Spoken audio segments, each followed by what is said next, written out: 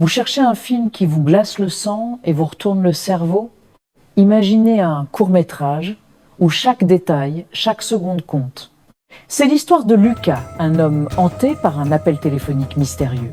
Ce qui commence comme un simple coup de fil étrange se transforme vite en une spirale infernale. Dès le début, l'ambiance est posée. Lucas sort de chez lui perturbé et croise sa voisine, Madame Vasseur.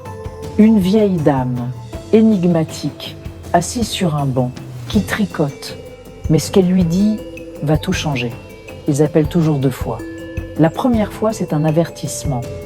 La seconde, c'est trop tard. Un frisson parcourt Lucas. Que veut-elle dire? Et ce tricot noir qu'elle tient, est-ce une simple écharpe ou quelque chose de plus sinistre? On remarque un détail troublant, le motif ressemble à un compte à rebours. La tension monte d'un cran. En fouillant son jardin, Lucas déterre une vieille montre. L'aiguille est figée. Soudain, Madame Vasseur est là, derrière lui. Comment est-elle arrivée si vite? Elle pointe la montre, elle s'est arrêtée à 3h33, comme les appels, comme lui. Elle désigne la maison d'une victime récente du quartier. La coïncidence est trop parfaite pour être un hasard. Lucas commence à comprendre que tout est lié. Paniqué, il essaye d'appeler la police, mais son téléphone est mort. C'est là que Madame Vasseur frappe à sa porte. Elle lui tend une vieille enveloppe jaunie. Tu l'as écrite il y a longtemps, mais tu ne t'en souviens pas.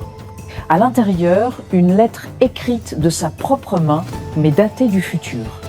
Elle contient une liste de noms des victimes et le sien barré. Madame Vasseur chuchote alors une phrase qui fait basculer toute l'histoire. La boucle se referme toujours. Tu es le début et la fin.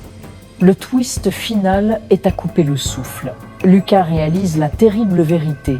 Il est mort depuis le début, piégé dans une boucle temporelle. Il court chez sa voisine pour avoir des réponses, mais son appartement est vide. Sur la table, le tricot est terminé. Ce n'est pas une écharpe, c'est un masque funéraire à son effigie. Une dernière voix résonne, comme un écho de sa propre conscience. Tu as toujours su. Maintenant, tu te souviens. Ce film vous entra longtemps après le générique de fin. Il explore la mémoire, le destin et les avertissements qu'on refuse de voir. Si vous aimez les thrillers psychologiques qui jouent avec votre esprit, celui-ci est fait pour vous. N'oubliez pas de vous abonner pour plus d'analyses de films qui sortent de l'ordinaire. Merci et à bientôt.